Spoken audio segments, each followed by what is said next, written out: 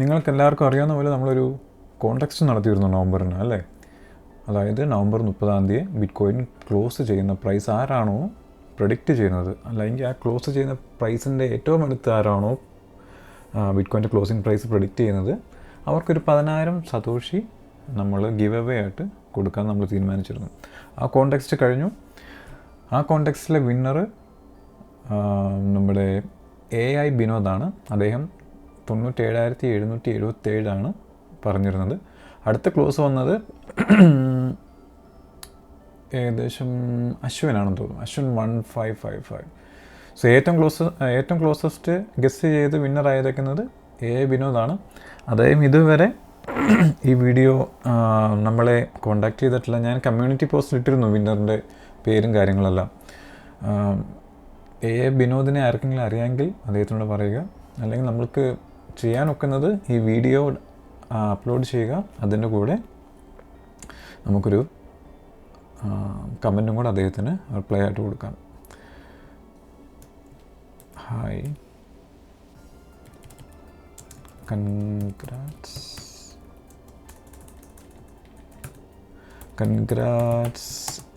AI Vinod, you are the winner. You are the winner.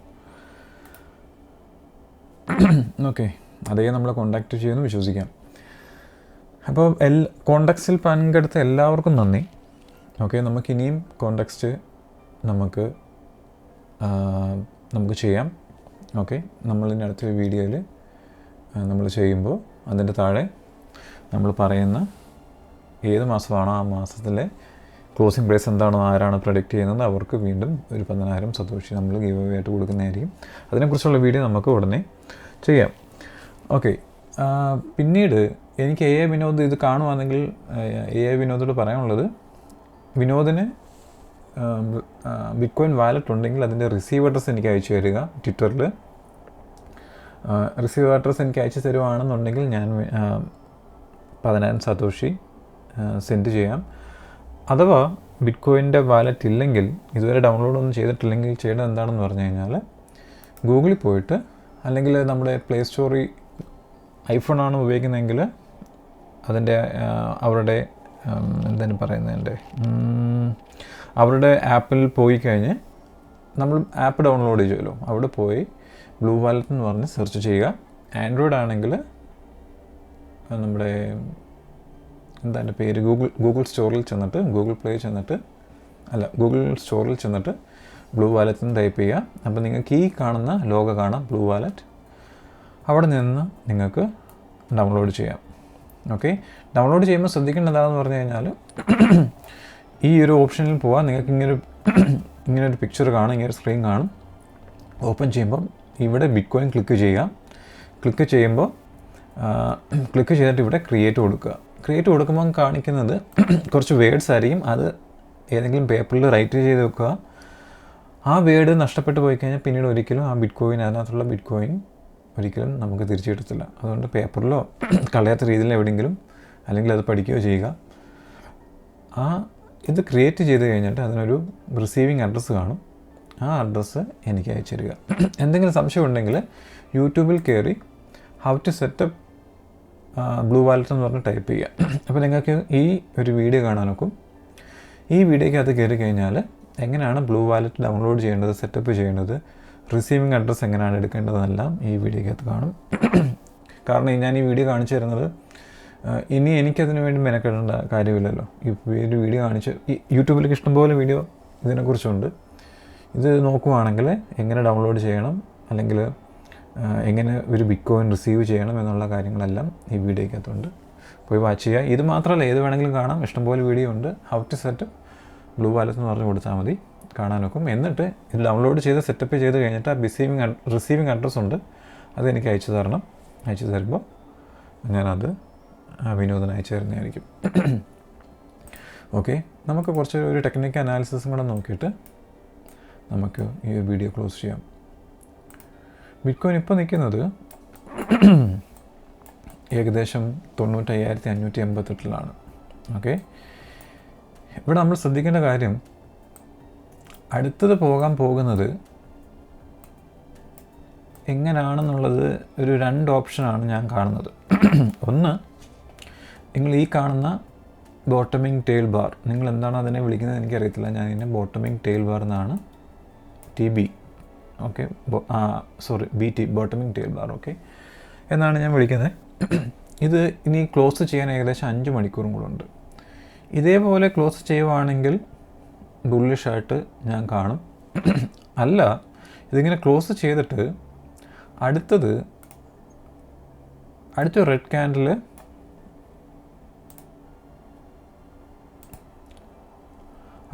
Candle ആണെന്നുണ്ടെങ്കിൽ അത് bearish ആയിരിക്കും. അങ്ങനെ സ്ട്രോങ് ആയിട്ടൊരു റെഡ് ക്യാൻഡിൽ തിരിച്ചു വരുവാണെന്നുണ്ടെങ്കിൽ ഞാൻ പ്രതീക്ഷിക്കുന്നു നമ്മൾ കഴിഞ്ഞ ബോട്ടം 91 സംതിങ് ബ്രേക്ക് ചെയ്തിട്ട് ഏകദേശം 86, 87, 86 റേഞ്ചിലേക്ക് വരാം. ഇവിടുന്ന് താഴെ പോവുകയാണെങ്കിൽ ഏകദേശം 82 റേഞ്ചിലേക്ക് വരെ വരാം. ഇതാണ് എൻ്റെ റേഞ്ച്. അഥവാ ഇതിങ്ങനെ ശക്തമായിട്ട് വരുവാണെന്നുണ്ടെങ്കിൽ പിന്നീട് നമ്മൾ കാണാൻ പോകുന്ന റേഞ്ചിൽ ഇതായിരിക്കും. ഒന്നെങ്കിൽ ഇത് ബ്രേക്ക് ചെയ്യും, ന്യൂ ലോയിലേക്ക് പോകും, അതായത് 91,000 ബ്രേക്ക് ചെയ്യും. എന്നിട്ട് ചിലപ്പോൾ അത് ഡിപ്പെൻസ്, അതിൻ്റെ എത്രമാത്രം ശക്തിയായിട്ടാണ് താഴ്ത്ത് വരുന്നതനുസരിച്ചിരിക്കും. ഓക്കെ, മാക്സിമം ഒരു 82 റേഞ്ചിലേക്ക് പോകാം. എൻ്റെ ഒരു അഭിപ്രായം പറയുവാണെങ്കിൽ ബിറ്റ്കോയിൻ ഈ റേഞ്ചിലേക്ക് വന്നിട്ട് പോകുന്നതായിരിക്കും, അതായത് ഇങ്ങനെ വന്നിട്ട് പോകുന്നതായിരിക്കും എനിക്ക് പൊതുവെ താല്പര്യം. കാരണം എന്താണെന്ന് പറഞ്ഞു കഴിഞ്ഞാൽ ബിറ്റ്കോയിൻ കുറച്ചും കൂടെ സ്റ്റേബിളായിരിക്കും. പിന്നീടുള്ള റൈഡ് കൺസിസ്റ്റൻ്റായിട്ട് നമുക്ക് പോയിക്കൊണ്ടിരിക്കാം. അല്ലാത്ത പക്ഷം എന്താണെന്ന് പറഞ്ഞു കഴിഞ്ഞാൽ ഇതിൽ കുറേ ആളുകൾ ഇവിടുന്ന് ഇപ്പം ഒരു ഉദാഹരണം, ബിറ്റ്കോയിൻ ഇപ്പോൾ ഞാൻ ഒന്നെല്ലാം ക്ലിയർ ചെയ്തോട്ടെ. ബിറ്റ്കോയിൻ ഇപ്പോൾ നമ്മൾ വിചാരിക്കുന്ന പോലെ ഇവിടുന്ന് കയറുവാണെന്നുണ്ടെങ്കിൽ ഇതിൽ ഈ ഒരു റൈഡിൽ ഇഷ്ടംപോലെ ആളുകൾ ലെവറേജ് എടുത്തിട്ടുണ്ടായിരിക്കും, ലോങ്. അപ്പം പൊതുവെ ബിറ്റ്കോയിന് താല്പര്യമില്ലാത്തത്, ബിറ്റ്കോയിൻ കൈവശം വെക്കാൻ താല്പര്യമില്ലാത്ത ആളുകളെ എത്രയും വേഗം ഒഴിവാക്കിയിട്ടാണ് എപ്പോഴും ബിറ്റ്കോയിൻ്റെ യാത്രകൾ തുടങ്ങാറുള്ളത്. അതായത് ബിറ്റ്കോയിന് താല്പര്യം ഇഷ്ടപ്പെടുന്നത് ലോങ് ടൈം ഹോൾഡ് ചെയ്യുന്ന ആളുകളെയാണ്. അല്ലാത്തവരെ ഈ ലിവറേജ് എടുത്തിട്ട് ഈ എന്താ പറയുന്നത്, ഗാംബ്ലിങ് ചെയ്യുന്നവർക്കൊക്കെ എപ്പോഴും ബിറ്റ്കോയിൻ ഒരു പണിഷ്മെൻറ്റ് കൊടുക്കാറുണ്ട്. അതായത് ശക്തമായിട്ട് തിരിച്ച് താഴ്ത്ത് വന്നിട്ട് കയറി പോവുക. അപ്പോൾ ഇങ്ങനെ റൈഡാണ് ഇവിടുന്ന് പോകുന്നതെന്നുണ്ടെങ്കിൽ, ഞാൻ നേരത്തെ പറഞ്ഞു ബിറ്റ്കോയിൻ ഇവിടുന്ന് റെഡ് ക്യാൻഡിൽ വരുവാണെന്നുണ്ടെങ്കിൽ നല്ലതാണ്, എനിക്കതാണ് താല്പര്യം. വരുന്നു 82 വരാം, 86 വരാം, 82 വരാം. ഓക്കെ, അപ്പോൾ എവിടെ വന്നും തിരിച്ചു പോയാലും ബിറ്റ്കോയിൻ കുറച്ചും കൂടെ സ്റ്റേബിളായിരിക്കും. അതിൻ്റെ കാരണം ഞാനിപ്പോൾ പറഞ്ഞുതരാം. ഇതാണ് ഒന്നാമത്തെ എൻ്റെ ഓപ്ഷൻ. ഇതെനിക്കിഷ്ടമാണ്, ഇങ്ങനെ പോകണമെന്നാണ് എൻ്റെ താല്പര്യം. കാരണം ഇവിടെ നമുക്ക് കൂടുതൽ സ്റ്റാക്ക് ചെയ്യാനുള്ള അവസരങ്ങൾ കിട്ടും. അത് പറയാനുള്ള കാരണം, അടുത്ത റൈഡ് പോയി കഴിഞ്ഞിട്ട് പിന്നീട് വരുന്ന ബിയർ മാർക്കറ്റ് ബോട്ടം ഈ റേഞ്ചിലായിരിക്കും മാക്സിമം. ഈ റേഞ്ചിൽ ഏകദേശം 1 മാസമേ കിട്ടൂ. ഈ ബോട്ടം ആയിരിക്കും നമ്മൾ ഹെവി ആയിട്ട് സ്റ്റാക്ക് ചെയ്യുന്നത്. ആ സമയത്ത് ഹെവി ആയിട്ട് സ്റ്റാക്ക് ചെയ്യുന്നതും ഈ സമയത്ത് ഹെവി ആയിട്ട് സ്റ്റാക്ക് ചെയ്യുന്നതും തമ്മിൽ വ്യത്യാസങ്ങളൊന്നുമില്ല. അതുകൊണ്ടാണ് ഞാൻ പറഞ്ഞത് 86 റേഞ്ച് എന്ന് പറഞ്ഞാൽ വളരെ ഇമ്പോർട്ടൻ്റ് ആണ്. ബിറ്റ്കോയിൻ വരുവാണെങ്കിൽ നിങ്ങൾ ഹെവി ആയിട്ട് സ്റ്റാക്ക് ചെയ്യണം, എൻ്റെ ഒരു അഭ്യർത്ഥനയാണ്. ഓക്കെ, രണ്ടാമത്തെ സിനാറിയോ എന്താണെന്ന് പറഞ്ഞു കഴിഞ്ഞാൽ, ഇവിടെ നമ്മുടെ രണ്ടാമത്തെ സിനാറിയോ എന്താണെന്ന് പറഞ്ഞു കഴിഞ്ഞാൽ, ഇവിടുന്ന് ബിറ്റ്കോയിൻ നമ്മൾ ഉദ്ദേശിക്കുന്ന പോലെ റൈഡ് ചെയ്ത് പോകുന്നു.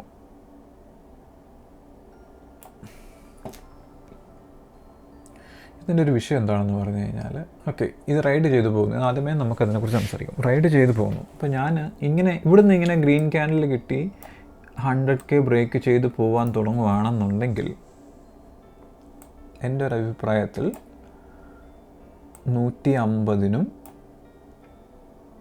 120-ൻ്റെ ഇടയിലേക്ക് കയറിയിട്ട് ഈ റേഞ്ചിൽ എവിടെയെങ്കിലും വെച്ചിട്ട് ബിറ്റ്കോയിൻ ഒരു ഡീസൻ്റായിട്ട് ഒരു പുൾ ബാക്ക് നടത്തും. ഓക്കെ,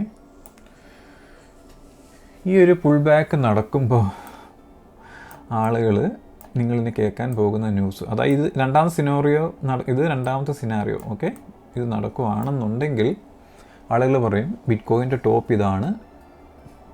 ഓക്കെ, ഇനി ബിറ്റ്കോയിൻ ബിയർ മാർക്കറ്റിലേക്ക് പോവുകയാണ്. എങ്കിൽ അതല്ല സത്യം. ഒരു റീസെൻറ്റ് പുൾ ബാക്ക് വന്നിട്ട് അടുത്ത റൈഡിലേക്ക് പോകും. It will go above 200. Okay, കാരണം ബിറ്റ്കോയിൻ്റെ സൈക്കിളിലെല്ലാം ഒരു പുൾ ബാക്ക് ഒരു മേജർ പുൾ ബാക്ക് കാണാറുണ്ട്. ഒരു മേജർ പുൾ ബാക്ക് കണ്ടിട്ട്, അതായത് ഒരു ബിറ്റ്കോയിൻ്റെ ഒരു ബുൾ മാർക്കറ്റ് എന്ന് പറയുമ്പോൾ ഒരു സ്ട്രെയിറ്റ് പോകും, എന്നിട്ട് ഒരു മേജർ പുൾ ബാക്ക് വരും, എന്നിട്ട് അടുത്ത റൈഡ് പോകും. ഈ റൈഡ് ബേസിക്കലി ഹ്യൂജ് ആയിരിക്കും. ഈ ഒരു റൈഡിനെക്കാട്ടിലും ഈ രണ്ടാമത്തെ ലെഗ് ഇച്ചിരി ഹ്യൂജ് ആയിരിക്കും. ഓക്കെ, അപ്പോൾ ഞാൻ പറഞ്ഞു വന്നത്, ഇവിടുന്ന് റെഡ് ക്യാൻഡിൽ വന്ന് അതിശക്തമായിട്ട് 100K ബ്രേക്ക് ചെയ്യുകയാണെങ്കിൽ നമ്മൾ നേരെ 120 റേഞ്ചും കഴിഞ്ഞ്, എൻ്റെ ഒരു അഭിപ്രായമാണ്, ഇത് തെറ്റാകാം ശരിയാകാം. എപ്പോഴും നമ്മൾ അനാലിസിസ് ചെയ്യുമ്പോൾ സ്റ്റാറ്റിസ്റ്റിക്കലി ഇവിടുന്ന് കയറുമ്പോൾ ഇങ്ങനെ സംഭവിക്കാം, അങ്ങനെ വെച്ചിട്ടാണ്. അത് ബ്രേക്ക് ചെയ്യുവാണെങ്കിൽ നമ്മളത് ഇപ്പം നമ്മുടെ ട്രേഡിങ്ങിൽ ഒരിക്കലും ഒന്നും 100% അല്ല, പ്രോബബിലിറ്റിയാണ് അല്ലേ. അത് വെച്ചിട്ടാണ് നമ്മൾ റിസ്ക് അളന്നിട്ട്, പ്രോബബിലിറ്റി പ്ലേയേഴ്സാണ് എപ്പോഴും ട്രേഡേഴ്സ്. അപ്പോൾ നമ്മൾ ട്രേഡേഴ്സ് അല്ല, നമ്മൾ ജസ്റ്റ് ഒരു അനലൈസ് ചെയ്ത് എന്തൊക്കെയാണ് സംഭവിക്കാൻ പോകുന്നത് എന്ന് നമ്മളൊന്ന് വീക്ഷിക്കുന്നതേ ഉള്ളൂ. അപ്പോൾ ഞാൻ പറഞ്ഞ പോലെ 100K ബ്രേക്ക് ചെയ്യുകയാണെന്നുണ്ടെങ്കിൽ ഇത് ഒരു 120-ക്കും 150-ക്ക് ഇടയിലോട്ട് കയറി കഴിഞ്ഞിട്ട് ഒരു ഡീസൻറ്റ് പുൾ ബാക്ക്, അതായത് നമ്മൾ ഇവിടെ കാണേണ്ട ഒരു മൈനർ പുൾ ബാക്ക് ഇല്ലാതെ ബിറ്റ്കോയിൻ വീണ്ടും സഞ്ചരിക്കുകയാണെങ്കിൽ ഇവിടെ വന്നിട്ടൊരു മേജർ പുൾ ബാക്ക് നമുക്ക് കാണാം. ആ സമയങ്ങളിൽ ആളുകൾ വന്ന് പറയും ബിറ്റ്കോയിൻ്റെ ബുൾ മാർക്കറ്റ് തീർന്നു, സൈക്കിൾ തീർന്നു, നമ്മളിനി ബിയർ മാർക്കറ്റിലേക്ക് പോകുകയാണ്. എങ്കിലല്ല, ഇവിടുന്ന് ഒരു മേജർ പുൾ ബാക്ക് വരും, എന്നിട്ട് ചിലപ്പോൾ ഒരു 1-2 മാസത്തേക്ക് നമ്മൾ ആ ഒരു പുൾ ബാക്കിലായിരിക്കും. എന്നിട്ട് ഇതായിരുന്നു മേജർ രണ്ടാമത്തെ മെയിൻ ലെഗിലേക്ക് പോകുന്നത്. ഓക്കെ, ഇത് ഈ ഒരു റേഞ്ചിൽ എപ്പോൾ വേണമെങ്കിലും സംഭവിക്കാം. ഇവിടുന്ന് 100K ബ്രേക്ക് ചെയ്യുകയാണെങ്കിൽ നമ്മളിനി അടുത്ത് പ്രതീക്ഷിക്കേണ്ടത് എന്താണ്, എത്രമാത്രം പോകും, എന്നിട്ട് അവിടുന്ന് ഒരു മേജർ പുൾ ബാക്ക് നമുക്ക് പ്രതീക്ഷിക്കാം. ആ സമയങ്ങളും നിങ്ങൾ ഹ്യൂജായിട്ട് അക്യുമുലേഷൻ ചെയ്യണം. മനസ്സിലായോ? ഇങ്ങനെ 2 സിനാറിയോസാണ് ഞാൻ മുന്നിൽ കാണുന്നത്. അത് എങ്ങനെയാണ് ഈ സിനാറിയോസ് വരുന്നതെന്ന് വെച്ച് കഴിഞ്ഞാൽ, അടുത്തത് എന്താണ്, ഉദാഹരണം ഇവിടുന്ന് ഒരു മേജർ റെഡ് ക്യാൻഡിലാണ് വരുന്നതെങ്കിൽ നമ്മൾ ഈ പറയുന്ന ഈ റേഞ്ചിലേക്ക്, നമ്മളൊരു ട്രേഡർ അല്ലെങ്കിൽ ഒരു ഫൈനാൻഷ്യൽ ഇൻഡസ്ട്രിയിൽ നമ്മൾ പൈസ ഇൻവെസ്റ്റ്മെൻറ്റ് സിനാറിയോസ് അല്ലെങ്കിൽ ഇൻവെസ്റ്റ്മെൻറ്റ് എന്താ പറയുന്നത്, ഈ ഒരു സെക്ടറിൽ നമ്മളെപ്പോഴും കാണേണ്ടത് പല സിനാറിയോസ് കാണണം. നമ്മൾ ഒരു പ്രൈസ് ടാർഗറ്റ് അല്ല, അത് ഈ മാർക്കറ്റിൽ എക്സ്പീരിയൻസ് ഇല്ലാത്ത ആളുകളാണ് നമ്മളതിനെക്കുറിച്ച് സംസാരിക്കുന്നത്. നമ്മൾ പല റേഞ്ചുകളും സിനാറിയോസുകളും നമ്മൾ കാണണം. മനസ്സിലാവുന്നുണ്ടോ? ഇപ്പോൾ ഞാൻ കാണുന്ന ഈ 2 സിനാറിയോസാണ്. ഒരു റെഡ് ക്യാൻഡിൽ അത് ശക്തമായിട്ട് വരുവാണെങ്കിൽ നമ്മൾ ഈ പറയുന്ന 91 ബ്രേക്ക് ചെയ്തേക്കാം. അത് ശക്തമായിട്ട് 91 അതിശക്തമായിട്ട് ബ്രേക്ക് ചെയ്യുകയാണെങ്കിൽ നമ്മൾ 86 കണ്ടേക്കാം. അവിടെയും ശക്തമായിട്ട് ചെയ്യുന്നുണ്ടെങ്കിൽ നമ്മൾ 82 വരെ കണ്ടേക്കാം. 82 അത്യാവശ്യം ഹ്യൂജ് സപ്പോർട്ട് ഞാൻ കാണുന്നുണ്ട്. എന്നിട്ട് അടുത്ത റൈഡ് പോയേക്കാം. ഇങ്ങനെ ചെറിയ ഒരു എന്താണ് പറയുന്നത്, ഒരു ഹ്യൂജ് റെസ്റ്റ് എടുത്തിട്ട് പോകുകയാണെങ്കിൽ ബിറ്റ്കോയിൻ അത്യാവശ്യം നല്ല ഹ്യൂജായിട്ടുള്ള പ്രൈസ് ലെവലിലേക്ക് പോകാനുള്ള ചാൻസ് ഉണ്ട്. അതേസമയം ബിറ്റ്കോയിൻ അതിശക്തമായിട്ട് ഒരു കൺട്രോൾ ഇല്ലാതെ സ്ട്രെയിറ്റ് പോവുകയാണെങ്കിൽ, അത് ശക്തമായിട്ട് പ്രൈസ് മൂവ് ചെയ്ത് പോവുകയാണെങ്കിൽ ക്രാഷ് ഉണ്ടാകാൻ ചാൻസ് വളരെ കൂടുതലാണ്. മനസ്സിലാവുന്നുണ്ടോ? അതേസമയം ഒരു സൈഡ് വേസ് ആയിട്ട് കുറച്ച് ചെറിയൊരു പുൾ ബാക്ക് വന്ന് പോവുകയാണെങ്കിൽ സ്റ്റേബിളായിരിക്കും ബിറ്റ്കോയിൻ. ഓക്കെ, പുതിയ പ്രൈസ് റേഞ്ചിലേക്ക് നമുക്ക് എത്താൻ ചാൻസ് ഉണ്ട്. പക്ഷേ സഡൻ ആയിട്ടുള്ള സംഭവം ക്രാഷ് ചെയ്യാനുള്ള ചാൻസസ് വളരെ കൂടുതലാണ്. അപ്പോൾ ഇത് ഫസ്റ്റ് സിനാറിയോ. സെക്കൻഡ് സിനാറിയോ പറഞ്ഞ പോലെ 100K സഡൻലി ബ്രേക്ക് ചെയ്യുക, എന്നിട്ട് ഹ്യൂജ് ആയിട്ട് 120 കഴിഞ്ഞ് 130, 150 റേഞ്ചിലേക്ക് എത്തിയിട്ട് ഒരു മേജർ പുൾ ബാക്ക് നടത്തുക. ഓക്കെ, 150 എന്നുള്ളത് മേ ബി നമ്മൾക്ക് മാക്സിമം 180 വരെയും പോകാം. ഓക്കെ, എന്തായാലും 100K പെട്ടെന്ന് ഇവിടുന്ന് ബ്രേക്ക് ചെയ്യുകയാണെന്നുണ്ടെങ്കിൽ നമുക്കൊരു ഈ ഒരു റേഞ്ചിൽ ഒരു മേജർ പുൾ ബാക്ക് നമുക്ക് പ്രതീക്ഷിക്കാം. ഓക്കെ, ഇത്ര മനസ്സിലായല്ലോ. ഓക്കെ, കാരണം നമ്മുടെ ടെക്നിക്കൽ അനാലിസിസ് നമ്മുടെ മുന്നിൽ എന്താണാവോ ചാർട്ട് കാണിക്കുന്നത്, ബിറ്റ്കോയിൻ്റെ പ്രൈസ് ആക്ഷൻ കാണിക്കുന്നത്, അതിനനുസരിച്ച് നമ്മൾ ചേഞ്ച് ചെയ്യും. മനസ്സിലാവുന്നുണ്ടോ? ഇപ്പോൾ ഉദാഹരണം ഞാൻ പറഞ്ഞു, 2 സിനാറിയോസ്. ഇവിടുന്ന് അത്യാവശ്യം വലിയൊരു ഗ്രീൻ ക്യാൻഡിൽ വരുവാണെങ്കിൽ നമ്മുടെ ടെക്നിക്കൽ അനാലിസിസ് ഡിഫറൻ്റായി. ഓക്കെ, ഇവിടുന്ന് നമ്മൾ ഉദ്ദേശിക്കുന്ന പോലെ ഇത് ഡിഫറൻ്റായി. നമ്മുടെ ടെക്നിക്കൽ അനാലിസിസ് പ്രോബബിലിറ്റി വെച്ചിട്ട് എന്താണ് ഇതിന് സംഭവിക്കാൻ പോകുന്നതിനുള്ള അനാലിസിസ് അല്ലെങ്കിൽ വിഷൻ ഡിഫറൻറ്റ്. ഇവിടുന്ന് തിരിച്ച് താഴോട്ട് വരുവാണെങ്കിൽ ഇറ്റ്സ് ഡിഫറൻറ്റ്. അപ്പോൾ നമ്മുടെ currently what's happening right now, that's important thing. Okay, അല്ലാതെ നമ്മൾ ഗെസ് ചെയ്യുകയല്ല വേണ്ടത്, വാട്ട്സ് ഹാപ്പനിങ് റൈറ്റ് നൗ. അത് ബേസ് ചെയ്തിട്ടാണ് നമ്മൾ എല്ലാ സിനാറിയോസും ചെയ്യുന്നത്. ഇപ്പോൾ ഒരു ഉദാഹരണം ഇതും കൂടെ പറഞ്ഞിട്ട് നമുക്ക് ഈ ഒരു വീഡിയോ ക്ലോസ് ചെയ്യാം. ഇത് വളരെ ഇമ്പോർട്ടൻ്റ് ആണ്. ഇപ്പോൾ ഞാൻ വലിയ ട്രേഡറൊന്നുമല്ല. ഓക്കെ, പക്ഷേ എനിക്ക് ജീവിതത്തിൽ അറിയാവുന്നൊരു കാര്യം ട്രേഡിങ് മാത്രമാണ്. ഞാൻ MBA കംപ്ലീറ്റ് ചെയ്തു. അത് കഴിഞ്ഞിട്ട് കുറേ ജോലികൾ ചെയ്തു. അപ്പോഴെല്ലാം എൻ്റെ മനസ്സിലെപ്പോഴും ട്രേഡിങ് പഠിക്കുക, ഒരു ട്രേഡർ ആകുക എന്നുള്ളൊരു സ്വപ്നമാണ്. ഞാനൊരു 20-21 വയസ്സുള്ളപ്പോൾ, അതായത് എനിക്കൊന്ന് 2012 തോന്നുന്നു. നിങ്ങൾക്ക് ചെറിയ കഥകൾ കേൾക്കാൻ താല്പര്യമുണ്ടെങ്കിൽ എനിക്കറിയത്തില്ല എത്ര പേർക്ക് താല്പര്യമുണ്ടെന്നുള്ള കാര്യം. എന്നാൽ ഞാൻ ഇത് പറഞ്ഞേക്കാം. 2012-11 എനിക്ക് നമ്മുടെ നാട്ടിലായിരുന്നു. അപ്പോൾ ഷെയർഖാൻ എന്ന് പറയുന്ന ഒരു പ്ലാറ്റ്ഫോം ഉണ്ടായിരുന്നു ട്രേഡ് ചെയ്യാൻ. നിങ്ങൾക്ക് എത്ര പേർക്ക് അറിയാമെന്ന് എനിക്കറിയത്തില്ല, അത് ഇപ്പോഴും ഉണ്ടോ എന്ന് എനിക്കറിയത്തില്ല. ഷെയർഖാൻ, ആ ഷെയർഖാനിൽ ഞാൻ അന്ന് എന്തോ ഒരു വല്ലാത്ത ട്രേഡിങ്ങിനോടൊരു വല്ലാത്തൊരു താല്പര്യം തോന്നി. ഷെയർഖാനിൽ ഞാനൊരു അക്കൗണ്ട് തുടങ്ങി. കൊല്ലത്തായിരുന്നു തോന്നുന്നു അതിൻ്റെ, അവർ ഓഫീസ് അന്ന് കൊല്ലത്തായിരുന്നു തോന്നുന്നു. അന്ന് ഷെയർഖാൻ്റെ ഒരു അക്കൗണ്ട് തുടങ്ങി, ഞാൻ ട്രേഡിങ് തുടങ്ങി. ആ സമയത്ത് ഞാൻ എൻ്റെ അമ്മയോട് പറഞ്ഞിട്ട് എങ്ങനെയോ കൺവിൻസ് ചെയ്തിട്ട്, അന്ന് നമുക്ക് ജോലിയില്ല, ഡിഗ്രി കഴിഞ്ഞു, എന്നിട്ട് MBAക്ക് ചേരാനുള്ള പരിപാടിയിലേക്കാണെന്ന് തോന്നുന്നു. അങ്ങനെ 2010-11. അപ്പോൾ മമ്മിയോട് ഞാൻ പറഞ്ഞിട്ട് കൺവിൻസ് ചെയ്തിട്ട് ഏകദേശം 1 ലക്ഷം രൂപ ഞാൻ ട്രേഡ് ചെയ്യാൻ വേണ്ടി എടുത്തിട്ടു. എനിക്ക് യാതൊന്നും അറിയത്തില്ല, ടെക്നിക്കൽ അനാലിസിസിനെ കുറിച്ച് യാതൊന്നും, എനിക്ക് ട്രേഡിങ്ങിനെ കുറിച്ച് അറിയത്തില്ല. പക്ഷെ ഞാൻ ഒരു 1 ലക്ഷം രൂപ എടുത്തിട്ടു. കാരണം ഞാനൊരു സ്റ്റോക്ക് കാണുമ്പോൾ അത് ഭയങ്കര ശക്തമായിട്ട് കയറി പോകുന്നുണ്ട്. 1 ലക്ഷം രൂപ എടുത്തിട്ട് ഞാൻ ഒരാഴ്ച കൊണ്ട് അതിനകത്ത് ഏകദേശം 35,000 രൂപ എനിക്ക് പ്രോഫിറ്റ് കിട്ടി. ഞാൻ ജസ്റ്റ് ബൈ ചെയ്ത് ഹോൾഡ് ചെയ്ത്, അത്രേ ഉള്ളൂ. ടെക്നിക്കൽ അനാലിസിസോ അങ്ങനെയുള്ള കാര്യങ്ങളൊന്നും എനിക്കറിയത്തില്ല. അപ്പോൾ ഞാൻ ഒരു 3-4 ദിവസം കഴിഞ്ഞപ്പോഴത്തേക്ക് ഞാൻ 1 ലക്ഷം രൂപ ഇട്ട സാധനം 40,000, 1,40,000 രൂപ എന്ന് പറഞ്ഞ് കിടക്കുന്നു. അപ്പോൾ നമുക്കിത് വളരെ ആശ്ചര്യമാണ്, ആദ്യമായിട്ടാണ് നമ്മളിത് ചെയ്യുന്നത്. അപ്പോൾ ഞാൻ സംശയം, ഓക്കെ ഞാനത് വിറ്റ് കഴിഞ്ഞാൽ എൻ്റെ അക്കൗണ്ടിൽ 40,000 രൂപ വരുമോ? അപ്പോൾ എനിക്ക് വല്ലാത്തൊരു ആശ്ചര്യം. 3-4 ദിവസം കൂടെ 40,000 രൂപ, അതായത് ഏകദേശം ഒരു 35,000-നും 40,000 രൂപ ഇടയിലാണ്. എനിക്ക് എത്രയാണെന്ന് എക്സാക്ട് ഫിഗർ എനിക്ക് ഓർമ്മയില്ല. ആ പൈസ ഞാൻ ഉടനെ വിഡ്രോ ചെയ്തു. എനിക്ക് സംശയം, ഇത് സത്യമാണോ, നമ്മൾ ആദ്യമായിട്ടാണല്ലേ കാണുന്നത്. അപ്പം ബാങ്കിൽ വിഡ്രോ ചെയ്ത് നോക്കിയപ്പോൾ ഞാൻ ഇത് സെല്ല് ചെയ്ത് ബാങ്കിലേക്ക് വന്നു. അത് കഴിഞ്ഞിട്ട് ഞാൻ ATM പോയി നോക്കിയപ്പോൾ സത്യമാണ് 1,30,000 സംതിങ് രൂപ. ഞാൻ എന്താ ചെയ്തെന്ന് പറഞ്ഞു കഴിഞ്ഞാൽ, അന്ന് നമ്മുടെ iPhone 5 ആണെന്ന് തോന്നുന്നു, iPhone 5 ആണെന്ന് തോന്നുന്നു. അതെൻ്റെ ഫോൺ ഇപ്പോഴും എൻ്റെ കയ്യിൽ ഇരിപ്പുണ്ട്, അലമാരയിൽ എവിടെ ഇരിപ്പുണ്ട്. ഞാൻ എന്ത് ചെയ്യുമെന്ന് വെച്ച് കഴിഞ്ഞാൽ, എൻ്റെ അഹങ്കാരം ഓർക്കണം, ഈ പൈസ വിഡ്രോ ചെയ്ത് ലാഭം വിഡ്രോ ചെയ്തിട്ട് എൻ്റെ കയ്യിലിരുന്ന ഫോൺ വേറെ ഏതോ, എനിക്കൊന്ന് സോണിയുടെ Z സീരീസിൻ്റെ അന്ന് ആദ്യമായിട്ട് ഇറങ്ങി Z1 അങ്ങനെ കണ്ട ഒരു സംഭവമുണ്ട്.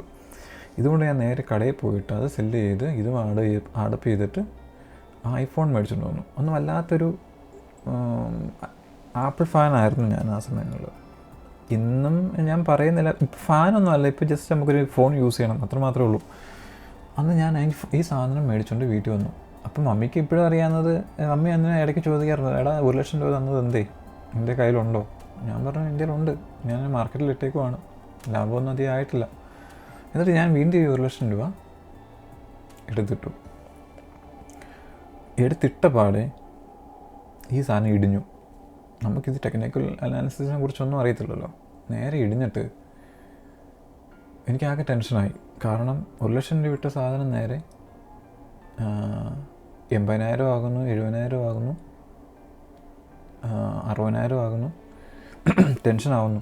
അങ്ങനെ ഒരു 6 മാസം ഞാൻ എങ്ങനെയൊക്കെയോ തെള്ളി നീക്കിയിട്ട് 1,00,000 രൂപ തിരിച്ച് കയറി.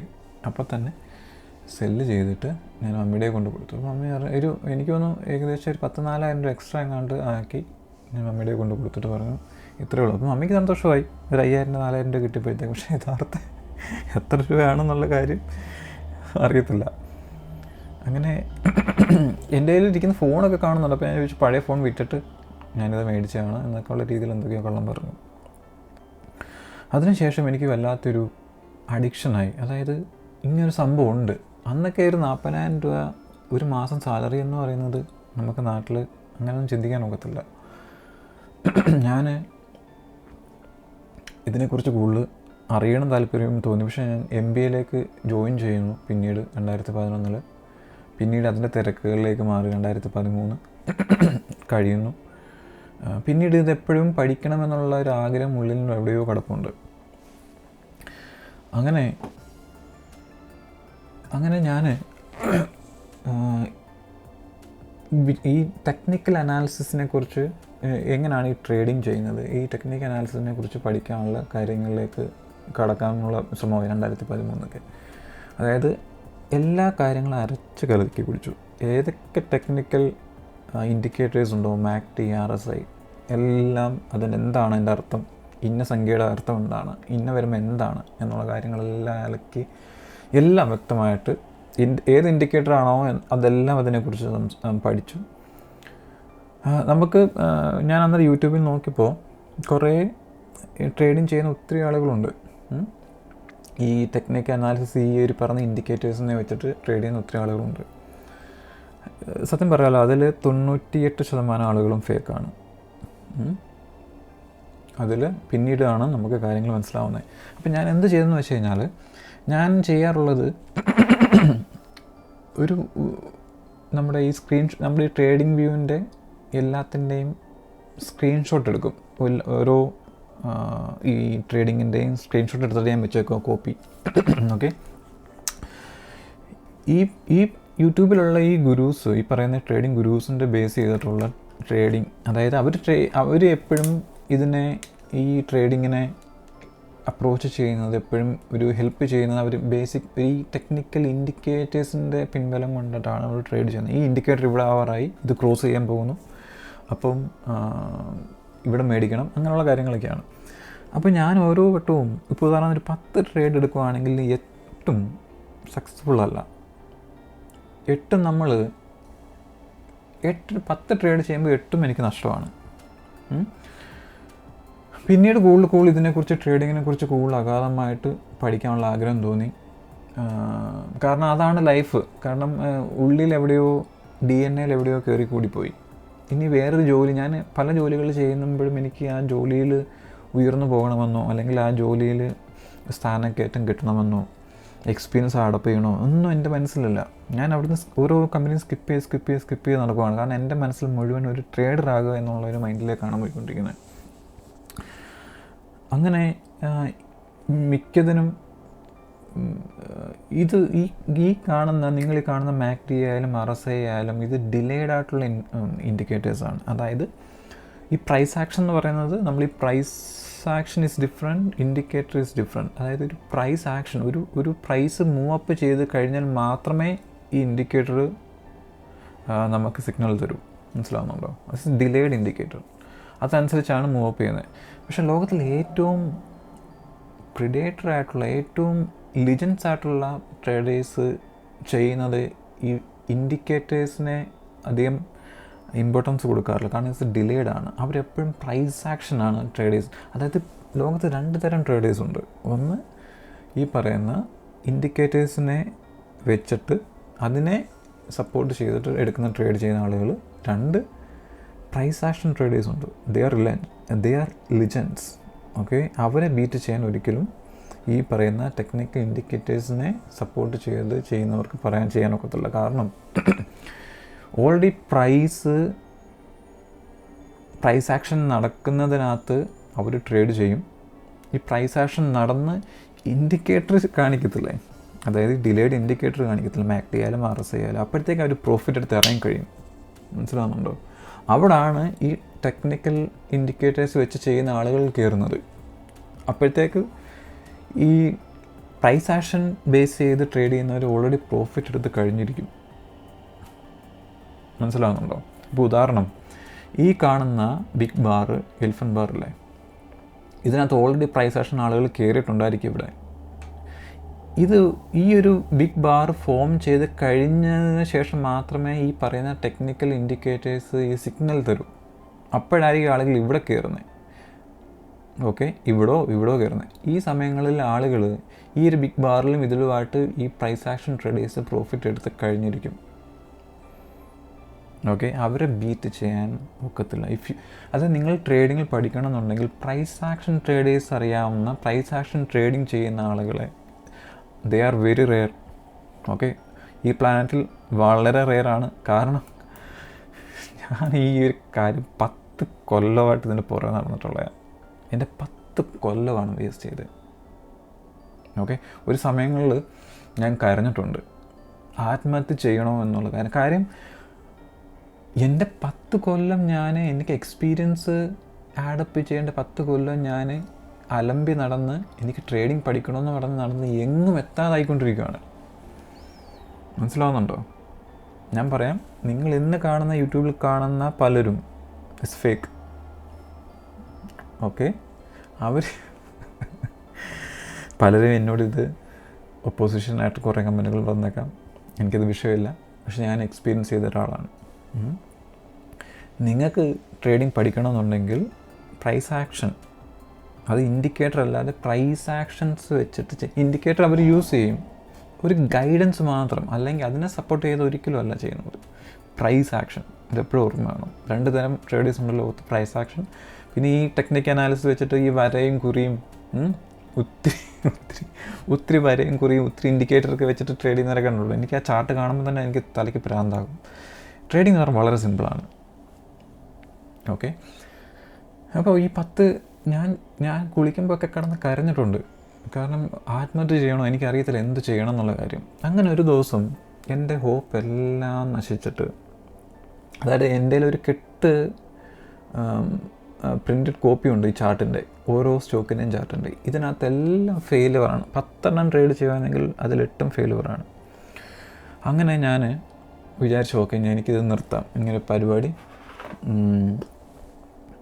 നമ്മളെ കൊണ്ട് നടക്കത്തില്ല എന്നുള്ള രീതിയിൽ അന്ന് ഇങ്ങനെ കരഞ്ഞ് ദൈവത്തോട് ഇങ്ങനെ പറഞ്ഞിട്ട് ഞാൻ ക്ലോസ് ചെയ്യാൻ വേണ്ടി പോവാണ് എന്നുള്ള രീതിയിൽ ഇങ്ങനെ കുളിച്ചെല്ലാം കഴിഞ്ഞിട്ട് വന്നിങ്ങനെ ലാപ്ടോപ്പ് തുറക്കുന്നു. ഓക്കെ, ലാപ്ടോപ്പ് തുറക്കുമ്പോൾ ഞാൻ ആദ്യം കാണുന്നത് ഒരു വ്യക്തി, എനിക്കൊന്ന് പുള്ളി ബോംബെയിലുള്ള ഒരു പുള്ളിയാണെന്ന് തോന്നുന്നു. അദ്ദേഹം ലൈവ് ട്രേഡ് ചെയ്യുന്നു.